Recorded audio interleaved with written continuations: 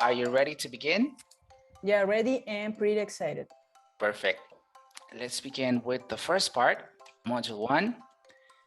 And we begin with the terminology. So I guess you remember that we have many acronyms when it comes to teaching English. So which ones do you remember?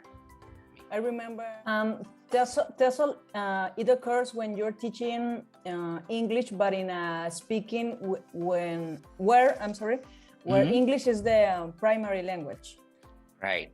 As a second language, for example, it's like someone from another country comes to Mexico and they want to learn Spanish, right? You know, Australia has a very distinctive accent, which is a mixture between like American accent and British accent, right? And they use mate a lot, right?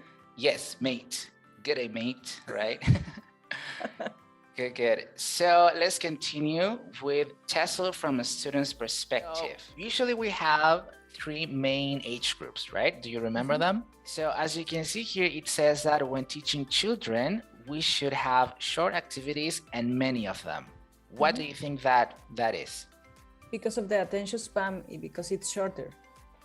Exactly. Usually some studies say that according to their age is the time that they're going to be focused on something. For example, if this little girl here is about 7, 6, so she's going to be because like... they the ones who want to learn, especially the foreign language.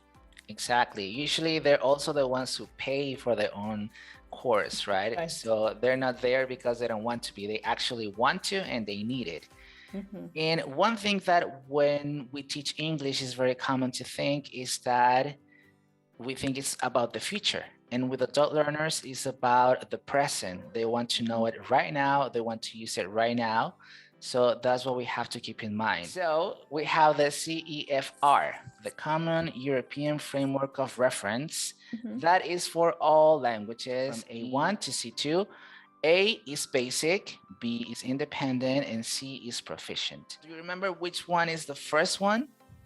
I believe it was I don't remember. It was the direct, no? Actually, it was a grammar translation. Means right. That we can take like little bits of every methodology that can work for us. As you were saying about like little children who act like adults, right? So maybe the TPR, that's usually the best way to teach children, is not going to work for them, but we can pick from other methodologies. Right. So let's talk about the multiple intelligences theory. Do you remember how many are there? 8. 8, yes, exactly. So the first one is linguistic intelligence. So grammar can be a little tricky because, as you know, we have prescriptive and descriptive grammar. Do you remember the difference? You should combine them. Actually, yes and no. That's the tricky part because we actually want our students to have... So this is the last part of the lesson today.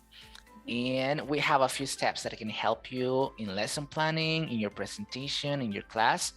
Like the first one, it says link previous knowledge to new information presented. What do you think that's helpful? I think it's helpful, especially when dealing with... So thank you so much. You did a great job and I'll see you soon. Just remember, any questions you have, you can email me and we'll be in touch. I'll see you soon, okay? Have a nice day. See you. You too. Bye. Bye.